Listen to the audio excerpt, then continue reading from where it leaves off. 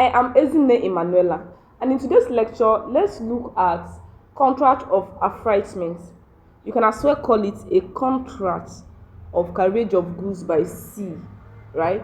So, under the Hambry rules, contract of affreightment was defined as a contract whereby one undertakes against the payment of freight to carry goods by sea from one port to another, right? I said against the payment of freight because freight is actually the amount paid for your goods. Like when your goods is being shipped, you pay freight, right? So under the contract of affreightment, it is divided into two kinds. One is the contract contained in the charter party. The second one is the contract evidenced in a bill of lading. And for the sake of this lecture, we will concentrate on contracts of a contract contained in a charter party. Then in my next lecture, I will undertake contract of bill of lading, right? Then what then is a contract contained in the charter party? A charter party contract is a contract between the ship owner and the charterer, whereby the charterer hires the use of the vessel for a voyage, series of voyages, or for a specified period of time against the payment called freight, right?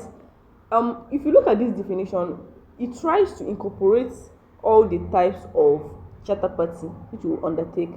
One unique thing about charter party contract is that the charterer hires the use of all the space in the vessel or a considerable space in the vessel, right? But where the charterer's cargo cannot load the vessel to its full capacity, the person can either choose to subcharter it, right, to some other people that wants to ship the same category of goods with him, right? He will subcharter it to them or pay the money called dead freight for empty spaces, right? So, charter party contracts has three types. The first one is time charter party. The second one is demise or bareboat charter party. The third one is voyage charter party, and sometimes we used to include trip charter party as some other kinds of charter party, right? So, time charter party is actually a situation whereby the charterer hires the use of the vessel for a specified period of time. Emphasis on specified period of time. And that is why there is this saying that time is of essence. In time charter party, time is of essence. In this type of charter party, you are hiring the vessel for either a month, 5 days, it even counts on hours, months, days, right? So maybe you hire the vessel to use for 2 months or a month, depending on the case, right? So you hire the vessel to use for 2 months. You are paying based on the fact that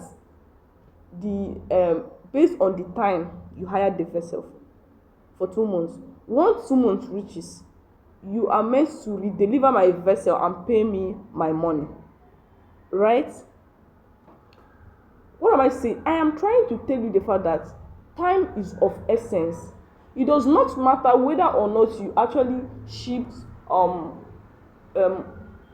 high number of cargo, high quantity of cargo, or that you did. What matters is the time, right? So it is now on the side of the charterer to use his time carefully, right? To be fast in everything so that you'll be able to meet up with them. Because once the time lapses, he will deliver the vessel and pay higher. Remember, there are some unique clauses that are usually contained in a time charter party agreement. One is the hire clause. You know, like I said at initio, that freight is always paid for shipping your goods, right? But then in a time charter party, it is called hire, right? So it's just unique to a time charter party, right? You pay hire instead of calling it freight.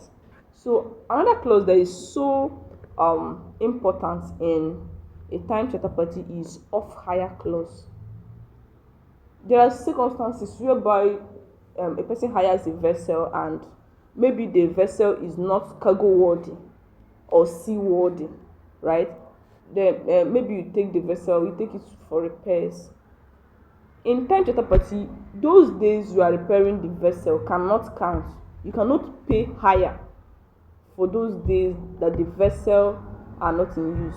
Thus, off hire clause is a clause that precludes the charterer from paying hires for the days in which the vessel is not in use.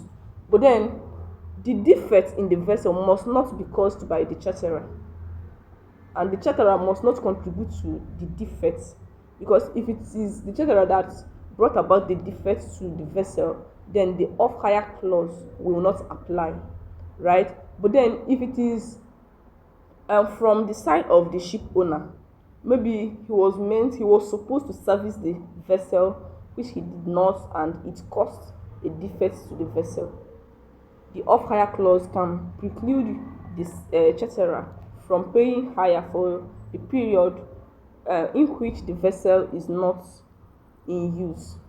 So another unique clause in a time charter party is the redelivery clause. So a redelivery clause is simply a clause that is always encapsulated in a time charter party agreement, whereby the charterer is obliged to redeliver the vessel to the ship owner immediately the specified time lapses, right? You hired a vessel for use just for a month. Immediately that month lapses, you are obliged to redeliver the vessel to the ship owner, because if you are still holding the vessel, you're already committing a thought of dating you, because you're only detaining someone's vessel, right? So it is a unique clause in a time charter party. The second type of charter party agreement is the demise or bareboat charter party. This demise charter party is more like a lease or a rent. It's as well for a specified period of time, but then this time around it is for a longer period of time. It doesn't count in hours, days. This one counts in like something like 6 months, years, 2 years, and all that, like for a longer period of time, right? So one thing about bareboat charter party or demise charter party is that you have two options. You have the option to either redeliver the vessel when the specified period of time lapses, or the option to actually purchase that vessel. Let me use keke for instance. I know that keke is not a vessel like a ship, something you can actually use to ship your goods, but I'm just trying to use it as an example now so that you understand this thing I'm saying better. So maybe someone hires a keke and the person is paying a specified amount of money every month. At the lapse of, maybe the person hired the keke to use it for 2 years or a year, right? So the person is paying a specified amount of money every month. Like when the year lapses, the person has the option to either pay off the money for that vessel and that vessel becomes its own, or the person can either redeliver the vessel. I know you understand what I'm saying right now. Please press the subscribe button. So in a demise charter party, I think it is more favorable to the charterer, because when you are using the vessel, you are examining whether or not it will be of your own to your own advantage or to your own disadvantage, right? If it is your own disadvantage, then you can redeliver the vessel.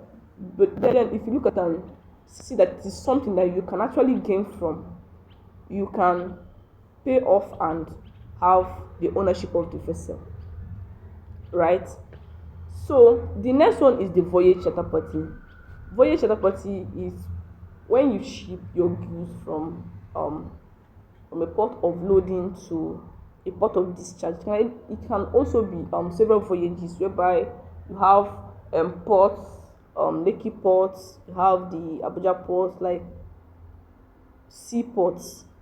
When it is more than one seaport, you call it several voyages, right? Then there are clauses that are so important in a charter party agreement generally. The first clause is the party clause. This clause is so special because it allows you to know who you are holding responsible in case of necessity, in case if your goods got lost, in case if your goods sinks, right? It helps you to know who you are holding responsible. So the first thing to identify in a charter party agreement is to know the parties. Who are the parties? Who is the ship owner? You are not just identifying their physical identity. You can also identify their legal identity, their legal names, right? Mr. Okafor, the ship owner, hereinafter referred to as the plaintiff, and Mr. Okorafor, the charterer, hereinafter referred to as the defendant, right? These are parties to your suit in case if you are suing them, right? So party clause is always stipulated in the charter party agreement to enable you know who you are holding responsible in case of necessity, not just from the negative side. It also helps you to know who you are dealing with, right? So that is the party clause. The next clause that is always stipulated in the charter party agreement is the description of the vessel. Yes, description of the vessel. Description of the vessel is more like describing the quality of the vessel. Is it a first class vessel? Is it a middle class vessel? Is it an economic vessel? The gora gora. The thing is that it helps to know your expectation, because when I go for a first class vessel, I expect higher, right, than the person that is going for economic vessel, right? I am going for a first class vessel because I need my cargo to arrive on time and without delays, without unnecessary repairs, right? That is why I go for a first class vessel. So in description of the vessel, you are going to see the age of the vessel, the capacity of the vessel, the chambers of the vessel, in fact everything about the vessel, right? So it's contained in the description of the vessel clause, right? Then we have the cargo clause. The cargo clause helps you to know whether or not the vessel is cargo worthy for your goods. You know, some vessel actually contains just the heating chambers or the cooling chambers, and you know that some goods or some cargos are not good for cooling chambers. It's not all the cargo that you can actually put in the cooling chambers. If it is the vessel that has only the cooling chambers, you know whether your goods, the vessel itself, is cargo worthy for the kind of goods you want to ship, right? It's more like you putting tomato in a heating chamber, in a vessel that has heating chamber. You put tomato there, don't you think it will perish before time? So the cargo clause helps you to know the cargo worthiness of the vessel and know whether it is what you can go for or something you cannot go for. Yeah, that is the cargo clause. The next clause is the lay time clause. Lay time clause is very important. Yes, it is a stipulated time when the vessel will load and dispatch, and also when the vessel will discharge your goods, right? The vessel will load by 5 a.m. and maybe 5 a.m. next month it will arrive at the port of discharge. That is the lay time. Lay time is very, very important because if the vessel loads beyond the lay time, the ship owner is obliged to pay demurrage for exceeding the lay time, right? But then there are sometimes when the vessel can actually load before time.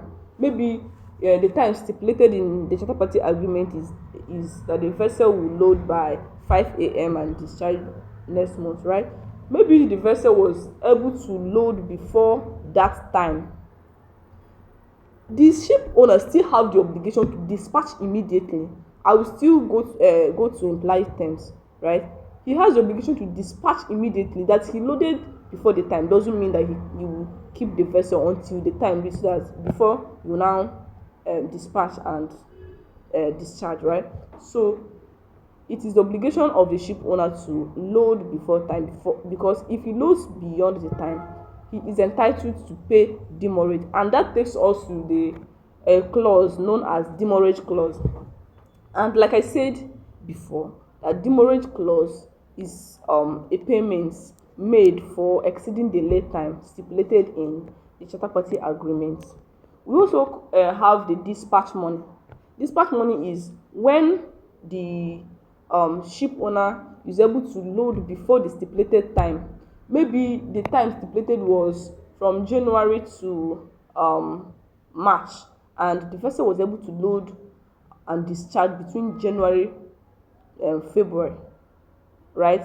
The charterer can actually say, wow, take this money. It's more like an incentive. You can actually pay a dispatch money for the ship owner to load and discharge the goods before the stipulated time, right? So these are the clauses that are usually contained in the charter party agreement. Then we have implied terms. All those clauses are more like express terms because they are encapsulated in the contracts. They are there, right? It's more like the agreement of the parties. So now there are some terms that are always implied by the courts, more like a general terms that are always implied into the contract of charter party agreement, right? So those terms include seaworthiness. It is always implied into the contract of charter party that the ship owner is obliged to provide a seaworthy ship, a ship that will be able to navigate or to undergo the perils of the ship, the perils of the sea. That is the foreseeable perils of the sea. You know, a sea that will embark in a maritime journey already know that there would be wind, there will be some things that you will encounter, right? So the ship owner has the duty to provide a sea that will be seaworthy enough to undergo the perils of the sea, right? Under the common law, seaworthiness was an absolute term implied into the contract. It was an absolute term in the sense that it does not matter whether or not the ship owner did everything possible to make sure that the ship was seaworthy. Maybe the ship owner serviced and put competent crew members in the ship. It does not matter. Under the common law, once anything happens to the goods, they presume that the ship was unseaworthy, right? But then equity came to ameliorate the harshness of the common law, and now seaworthiness is now relative to some things. It's no more an absolute term. It's now relative to the nature of the voyage, the time of the voyage, and many other things that are taken into consideration. And remember, when you talk about seaworthiness, you know, some people actually think it is the physical fitness of the vessel, right? It is not just the physical fitness, it goes beyond that. The crew members, are they competent enough to man and navigate the ship? Like the people that are managing the ship, are they competent enough? Or are they people that are still amateur, people that have not been trained, right? You are looking at not just the physical fitness of the ship, but also the people that manages the ship. In combination of that, you will determine whether or not the ship was actually seaworthy. So another term that is always implied into the contract of charter party is that the ship shall dispatch without delay. Like I was trying to say when I was explaining something in the beginning, that if immediately the ship loads, it has the duty to dispatch without delay. Does not matter whether or not it still has time, or the stipulated time has not reached or not. Immediately the ship is loaded, it has the duty to dispatch without what? Delay. It is always an implied term that the court used to imply into contract of charter party. So the next implied term is duty not to deviate from the agreed routes, or that there should be no deviation. There is a duty that there should be no deviation, and the route that is always specified is the federal route, the normal route that leads from point of loading to a point of discharge. There should be no deviation. But then, you know it that to every general rule there is always an exception to it, right? So duty not to deviate has some exceptions. One, let me first start from the common law. Under the common law, the only deviation that is justifiable is the deviation to save life. Aside from the deviation to save life, no other deviation was justifiable under the common law. Once you deviate, no matter what, you are liable. But then equity came in and reduced its harshness. So in the modern view, the duty to deviate has more other exceptions, like duty to prevent damage to the goods or cargo. You have, when you deviate to prevent damage to the goods or cargo, the law, it will be justifiable under the law. But then the damage you are trying to prevent should be that of a permanent nature, right? Also, deviation to discharge dangerous goods upon notice. Maybe when you were actually loading this vehicle, the charterer puts in a dangerous product inside a bucket of tomato and then covered it with tomato, so you were not able to identify that. So upon during your maritime journey, maybe the charterer notified you that there is a dangerous product in this tomato. That means the person has notified you have to deviate to discharge such dangerous products, right? So that is it. Also, one other deviation that is justifiable is deviation caused by the charterer. Yeah, deviation caused by the charterer. If the charterer is the one that caused you to deviate, then it is justifiable. Also, deviation contained in the charter party. Maybe during the charter party agreements, there was a stipulated routes to follow aside from the agreed routes, right? So the deviation as regarding that is very, very justifiable. So see you in my next lecture. Press the subscribe button. Thank you.